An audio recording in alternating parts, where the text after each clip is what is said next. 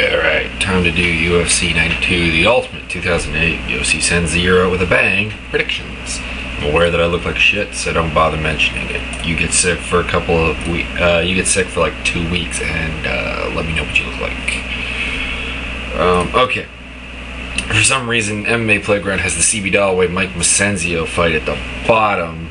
I usually go here when I'm doing my picks. And I don't know why it's at the bottom. It's on the main card. But anyways. I've gone back and forth on this fight a number of times, but I think I'm probably going to go with CB Dolloway. Just because, as much as CB Dolloway gets submitted by Mir Sadallah twice, one would think he's prepared for this fight. I think he's a slightly better wrestler and striker than Mike Massenzio. I think he can wear him down and win a unanimous decision, but not look impressive doing it. So I think this fight was probably a mistake. Either that or the UFC's not pushing CB Dolloway anymore. That would be my only other theory on the match. Next, Anthony Harndog versus Mike Wessel. Mike Wessel is 6-0. His biggest win is a split decision victory over Patrick Castillo, who is an okay fighter and an okay fighter only. Castillo lost to Krzysztof Sosinski of Tough fame, or was it Jay White? It was one of those two. It was a heavyweight from Team Quest at the time. Sosinski, of course, has recently cut down to 205. I'm going to go with Anthony Harndog for a first round stoppage because just if you are primarily a boxer, I don't think you have a hope in the world against Anthony Harndog. Next up, Dan Evanson versus Pat Barry. Pat Barry, the UFC claims is 5'11". That is bullshit. If you watch his fights, he's clearly about 5'9". And if you're primarily a striker and you're 5'9", and you're going up against a guy who's pretty freaking tall, in Dan Evanson, I think he's only listed at like... Dan Evanson's another guy who I think's listed height is wrong, because I think the UFC has him at like 6'3" or 6'4". He's at least 6'5". Dan Evanson for your first round TKO. I mean, he is a decent kickboxer.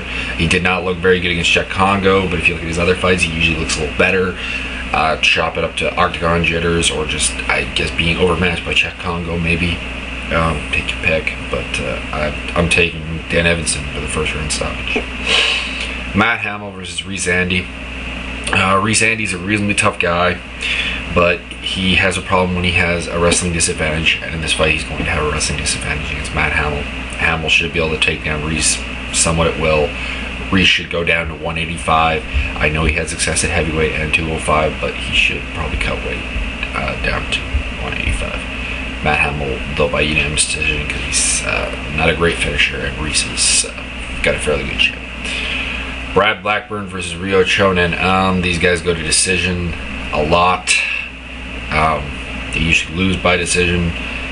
Needless to say, I'm taking this one to decision, and it's going to be a split, in my opinion, for Brad Blackburn, who I just think is a more dynamic fighter, more explosive fighter. Maybe a little less skilled than Rio Chonen, but we've seen in the past athleticism and explosiveness can make up for a lot. And unfortunately, Rio is just... he's a good journeyman fighter, but that's really about it. Next up, we have Yushin Okami versus Dean Lister. This is an interesting fight, but it will probably be entirely boring for those who are not, big on the ground game. I guess is basically the point. Dean Lister's has fought an opponent similar to Yushin Okami and Nate Marquardt in the past, and Marquardt completely destroyed him. I think this is something similar. Okami is just a very, very good wrestler. I think he's a better stand-up fighter than Dean Lister. I think he's a great counter-grappler to the point where if Lister gets to the ground, I don't think he submits him. I gotta go with Yushin Okami via unanimous decision just because he's not a finisher. And Dean Lister is a guy who generally loses by decision. So it's a fairly decent bet that Yushin Okami can do it. Now, can Lister submit Yushin Okami? I think Dean Lister can submit anyone on the face of the planet. But is it likely? No. Next, we have Czech Kongo, Mustafa Al-Turk. This is a punishment fight. And it's a considerably punishment fight for Czech Kongo. I think over the fact that Kongo was calling for a title shot. And we know the UFC doesn't like that, especially if you're not overly popular, which Kongo really isn't at this point. Al-Turk has very, very heavy hands. He is a pretty good wrestler. He will not be submitted by Chuck Kongo on the ground unless we had some really freakish thing going on. Al-Turk by unanimous decision, just because Kongo. I mean, has Kongo even been finished before? Oh yes, he has. Yeah, he was finished once. That's still being said. I mean, most of his losses are by decision. Though Al-Turk has very heavy hands, Kongo can take a beating. I mean, we saw him take some pretty good shots in his fight against Heath Herring, and some pretty good shots in his fight against Christian Walish, in which he eventually reversed his fortunes and took a. I can't remember. I think he actually submitted Walish. Could be wrong on that. Al-Turk, unanimous decision, anyways. It's really either it's really bad matchmaking by the UFC or it's punishment for Chuck Kongo. Those are my 2 theories. Vanderlei Silva, Rampage Jackson. Had this fight happened like before Forrest Griffin and Rampage Jackson, I would have put Rampage. I thought he was in a very good place in his training and his mental state and so on. It's not so much that he lost to Forrest, it's the after effect. I think he's mentally not in a good place, and he's not training in a good place. Wolfstar Academy is a relatively top British gym, but it's not a top academy worldwide. I think he should have stuck with Juanito Ibarra.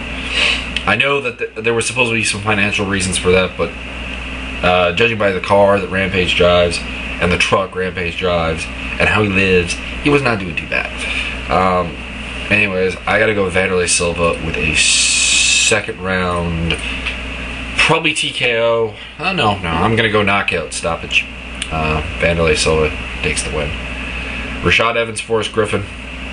This is a good matchup for Forrest Griffin. I mean, like it or not, Forrest is better at everything except perhaps wrestling than Rashad Evans. Rashad Evans is extremely athletic, extremely explosive, but Forrest Griffin is a better striker. He's not a knockout striker by any means. Byron, of course, is in the past, like stated, he's Pitter Pander, and he is. He'll outpoint you to death without finishing you. I think he does a lot of that. I think he may take Rashad Evans down just because it's something that you don't see coming. I don't think he finishes Rashad because, I mean, Rashad is undefeated, of course. And, you know, with that, he's fought some decent guys. I mean, of course, his biggest fights are his knockout of Chuck. But Chuck's getting old. He's not the Chuck of the past, and I think everyone knows that. I think everyone knew that coming into the fight. I think it just kind of proved it.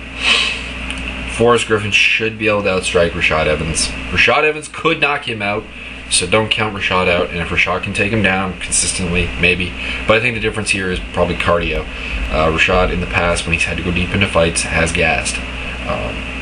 You watch the Tito Ortiz fight, you watch the Michael Bisping fight. In both fights, he gassed pretty bad in the later rounds, and this is a 5-round fight. And Forrest is not going to gas. I can't remember who it was, but someone said that Forrest would probably gas in this fight, which I don't understand, because Forrest hasn't gassed since moving to Extreme Couture. And Extreme Couture emphasizes cardio like a motherfucker. So, Forrest, unanimous decision. Next up, we have what I think is being billed as the main event of the evening: Antonio Rodrigo Nogueira versus Frank Mir. I've gone back and forth on the method of victory, but the point is, Frank Mir, generally not the greatest at cardio. He claims he's getting better. I don't believe it. He has that kind of ego that I don't think he's really getting better. Nogueira could possibly win by submission. That's what we've been going back and forth. Does he finish it with strikes or does he submit him? I think he finishes him in the 3rd or 4th round. I'm going to go 3rd. That may be a little bold because that might be before Mir completely gasses out. But Nogueira is a better striker, a better grappler in the MMA sense, maybe not in the BJJ sense, which is something I think Vinicius Malhegas has been trying to point out to Frank Mir, is that probably in a grappling match he would beat, or into Nogueira he would probably beat Nogueira in a strict grappling match. But in MMA there isn't there are very few, if any, better grapplers than Nogueira. And I'm taking Nogueira. I'm going to give Frank Mir some credit, and I'm going to say it is a TKO stoppage in the 3rd round. And those are my picks. Hope they are beneficial to you if you are using them for something. If not,